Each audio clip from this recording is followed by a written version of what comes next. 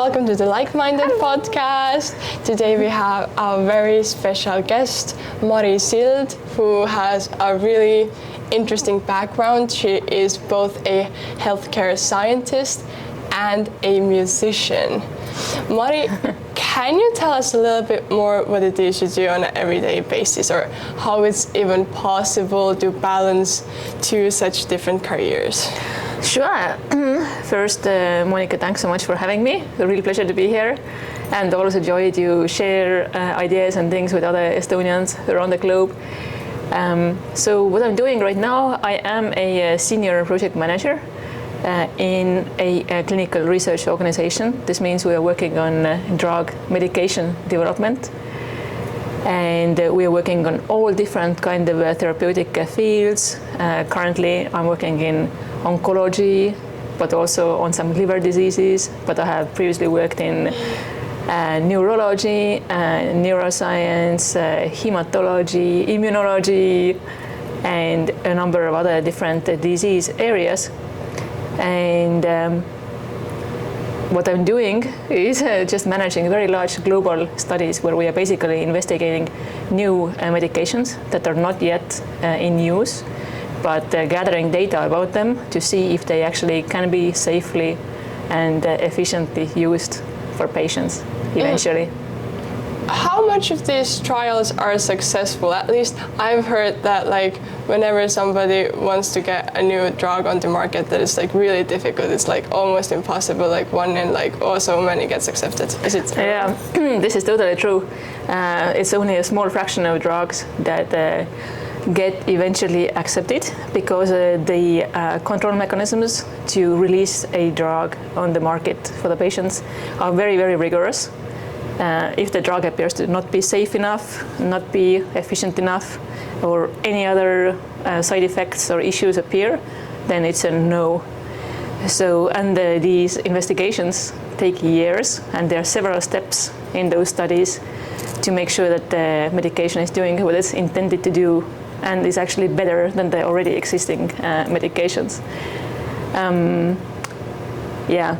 And you can also imagine there are a lot of medications that are being developed in the labs, science labs, many promising ones, but out of those only a tiny little fraction actually ends up being on patients' cupboard as a pill or something else eventually. There is also a culture of people who say that medication is really bad and you should avoid as many drugs as possible. As a person who works in the field, what do you think about it? Yeah, I totally think that there's no reason to take more medications than you need. And more important is to use basically lifestyle factors to try to be as healthy as possible. Sport, sleep, good people around you, social connections, all this. Me, myself, I definitely try to not take more medications than needed. But I also think that in some situations, you just need to take this antibiotic, or in some situations, that is the best way out. But I'm very rational about this, and I'm not like, hey, everybody, take as many medications as you can. Okay. No. Okay. So it's not that if you're in the field, you're oh yes, okay. Yeah, I would say it's a health field. So it's about health. It's not about just medications. It's basically about improving people's lives. It's we like to see that, and it really is some medications, they make a huge difference in people's lives who otherwise would struggle with some kind of symptoms of a disease daily. Some medications that are now available to us, thanks to scientists, thanks to clinical researchers. It's amazing when a person's life quality changes. Of course, sometimes also their lives can be saved with medications. But just as important is when people's everyday life gets better. That is an amazing thing about our work that we're doing. It takes years, it's long, it's tedious, but if it makes even one person's life better day to day, they don't have this pain or something else, it's amazing. Now, how does music come in? Because now you're here to do a workshop, you're doing so many things everywhere. When do you have time for music, or how do you find balance? Music always has been a part of my life. So I started my music journey well, first at the grandmother's piano, just messing around there, and then my parents decided to put me to Eller Music School. I studied classical piano in Tartu Eller Music School, and I really, really loved it. But then also something was dragging me to science as well, so I was also kind of like a pendulum between the two at one point. I left Eller at one point, I was frustrated, and I went to Tallinn Technical University, studied gene technology. But then after 1 year, I was kind of missing music, so I went back to Eller. I was begging to be taken back, and they took me back. So I like finished Eller Music School, you know, all the, and I also finished the science. So these two things have been just both pulling me in, and I have just realized I cannot get rid of either of those, which I'm totally happy with. And now, you know, during the morning, during the day, I'm working in health science, being a project manager, and then in the evening, I'm being a musician, and weekend. Have you ever, or would you ever consider doing only music? Yeah, if the conditions would be such, then I would be also happy doing only music, I think.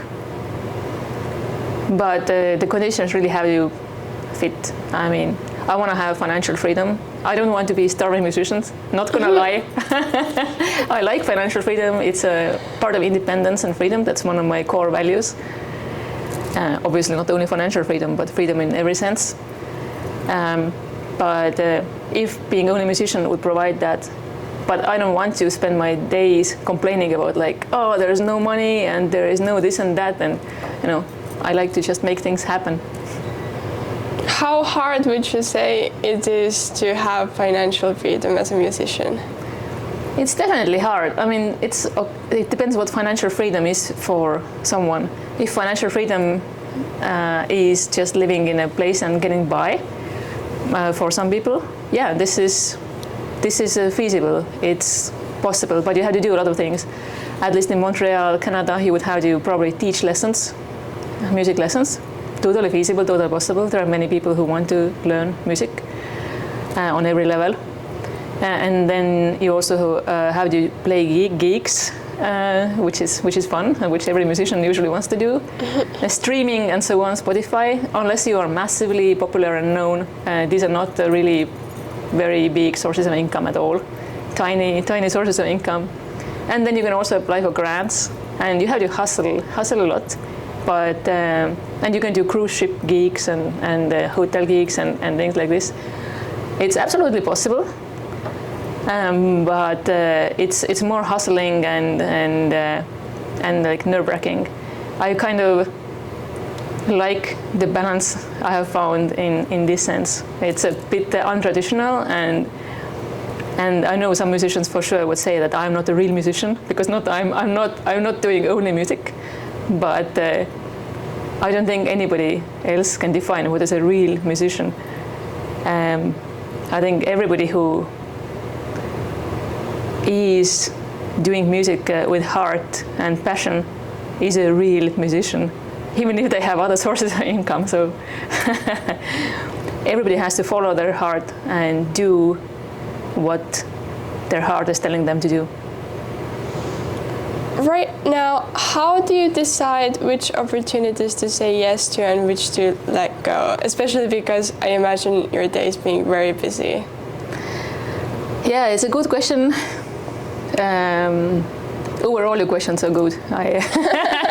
They're great. I used to be like the one who says yes to everything. Oh yes. Because I was kind of a people pleaser. And also, I didn't want to miss opportunities. So the FOMO as well, or I don't know, I just felt like I had to say yes to everything. But now, I think I'm more wise in a sense that I am saying yes only to things that are really aligned with my values. And they all are aligned to certain strategies I have in mind for things I want to happen. So, and in addition, also feeling like, is that right energy? Is that involving right people that I actually want to deal with, that are creating mutual energy between us, or just depleting my energy. Like, I think I was a giver. I still am a giver and listener and this kind of, but I'm trying to, or I have just become more, I guess, selective. What decisions do you think should be made with logic, and what decisions should be made with your intuition or like feeling of Well, going back to the last question, I think all decisions have to be made with both. I'm thinking like scientifically, strategically, but also I'm using a kind of a poet's compass for all decision. Even if the decision feels like right logically, but something feels off, it probably means that there is something off. But it's probably also scientifically explainable, but on some higher levels. But our stomach, our mind is telling us unconsciously something is off. It's important to listen to that and somehow act on that. Like, maybe not immediately, but maybe there are things in your life that are annoying to some sense. It's definitely worth pondering about, like, why is that? Have you ever not listened to your intuition? I think I usually have listened to my intuition, at least in the bigger decisions, and sometimes more intuition than anything else. Like, I moved out from Estonia doing bachelor degree. I totally love Estonia. I'm a huge fan of everything Estonian and trying to also like spread the Estonian message here as much as I can. But then I had this unexplainable urge to move out to the world and see how things are happening elsewhere. And it's like almost was like a pain. Like, I had to go, I had to leave. Estonia had become small. And so without like thinking much, I just sent emails all over the world. And like some lab from Denmark invited me to go as a guest student in Aarhus. And so I went, joined this lab there, and lived 3 years in Denmark, eventually did a master degree there too. It was great. Denmark is lovely. And then the same way, I still felt like, I need to explore more and send emails everywhere. And somebody from Quebec City then invited me to do a PhD degree there, a lab in Quebec City. Do you think you're settled now, or is your heart already like, we should move? I don't think I'm ever settled. I think I'm nomad by heart. I just have to deal with it. I'm never settled anywhere. I feel like the world is my home, or like the home is where the suitcase is, kind of. But Estonia is always home. How is your family taking it, or what was the reactions when you said like, I need to leave Estonia now? They were okay with this. Oh yes. Yeah. By now, both my dad and my mom have been passed away for a long time already. But at the time when I was leaving Estonia, then my mom was alive, and she was supportive, because she was all about, personal growth, career growth, and development. And maybe she wouldn't have been as supportive if I had gone out to do, I don't know, something else than studying. But probably she would have been okay either way. Yeah. So, and family. Now I'm very much in touch with Estonia too. I go there every year, at least once or twice, and try to spend a longer time there. And now I see Estonia differently than when I was leaving Estonia. Now I see actually how awesome Estonia is. So sometimes you need to leave something to be able to realize how amazing something is. You said that everywhere you were, you sent emails and eventually everything worked out. But would you say that there has ever been a time you have faced like a real roadblock where you thought like, this is not good? Well, one advantage of doing several things at the same time is that if you face a roadblock in one thing, then you usually are not facing roadblock in something else at the same time. And so one time though, when I was facing a bit of a roadblock, was when I was in academia still, doing postdoctoral research in Montreal, Concordia University, and I was coming to this point where many people, researchers in academia, get to, when they realized that after postdoctoral research, there's basically a void. There are very few professor or researcher positions. It's difficult, very competitive to obtain those. And other than that, there is not much happening in academia. And then I realized I better jump into industry, which took 1 year or so. I was still doing the postdoc research too, but my mind was already working on figuring out the next step. And it's the system is set up wrong. It's kind of a trap. People in academia fall into this. Everybody goes in there with their hearts, full of excitement to do research and science and make the world a better place. And then they end up in this place where there are no jobs to do science and research. Even those ones who are talented and doing very well in many cases. But yeah, that I'm an action taker, so I took action. I started learning about industry, how to interview for industry, what's happening in industry, and it took around 1 year of applications and stuff, and then I joined as a project manager in one of the companies, IKEA, and from there on I have been moving from one company to another, and I'm happy about this. I like industry. I liked academia. I like industry. I like music.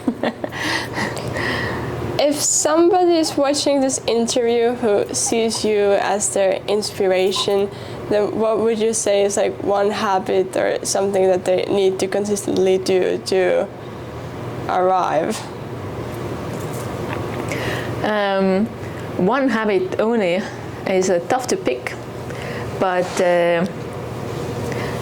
one thing, at least I think in almost everything, in professional life, but also in other life, is to work on a kind of mindset, cultivate a kind of mindset where you are managing your emotions in terms of not getting frustrated, not getting defensive, not getting just short at people because of you think they are attacking you or anything else.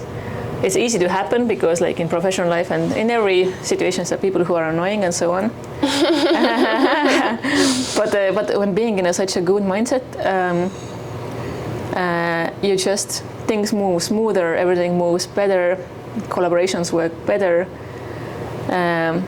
when you're not like on the edge. When you just imagine to kind of, or like manage to detach yourself from the, let's say, negative emotions that maybe other people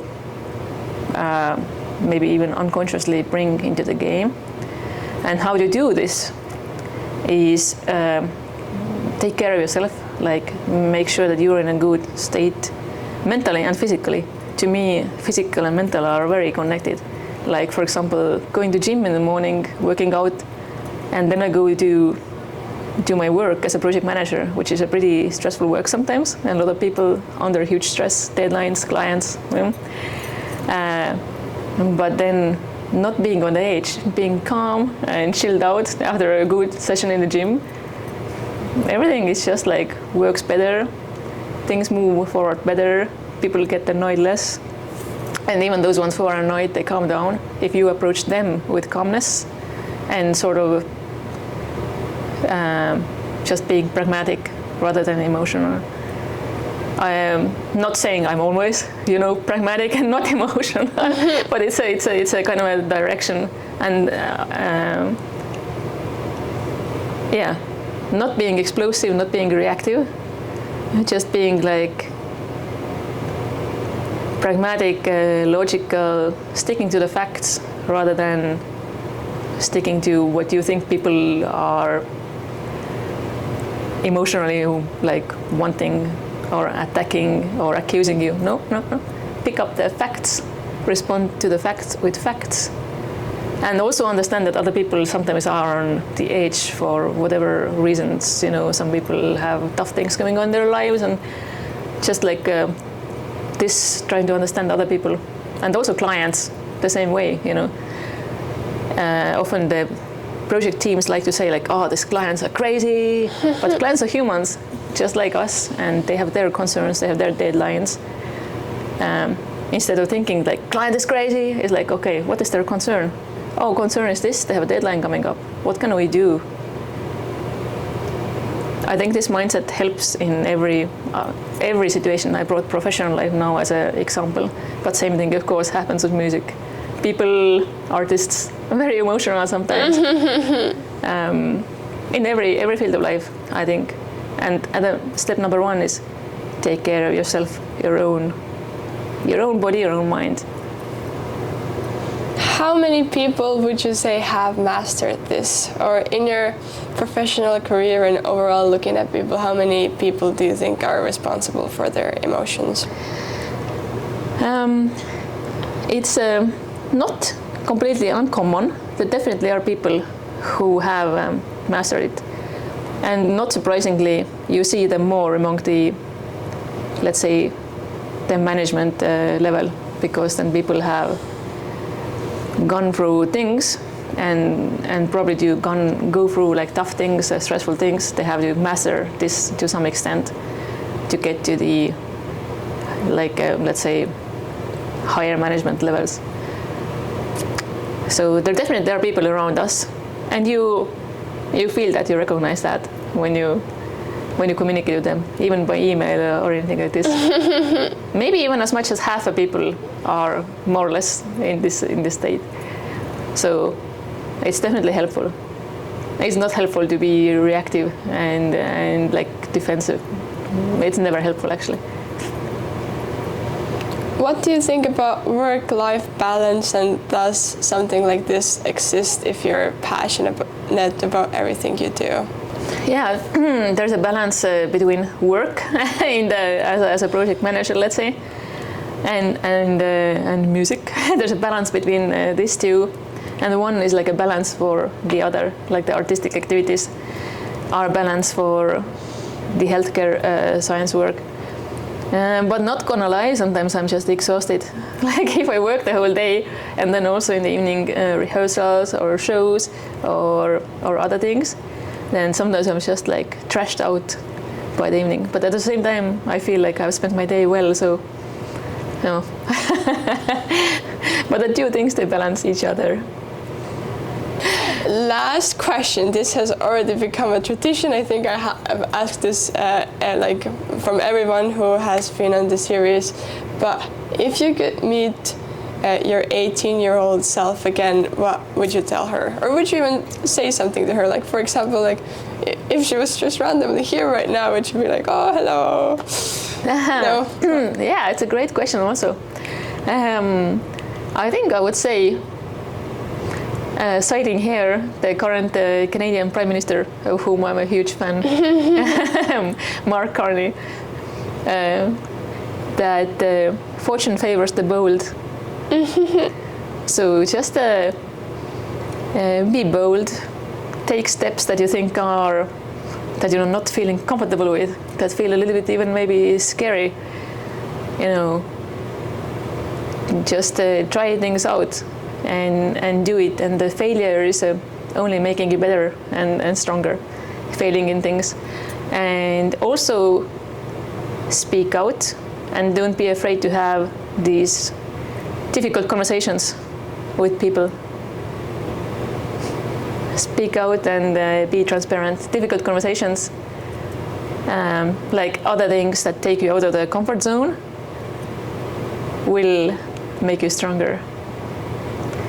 But I don't think I would have changed actually anything. I don't like. I think my 18-year-old self would have gone and done pretty much the things that I did anyway. Oh yes, because oh wow, you're here. Oh my god. Yes. Yeah. But I would tell this to everybody, like, fortune favors the bold, and don't be afraid to have difficult conversations. Just do it. Thank you. Thank you. Thank you so much.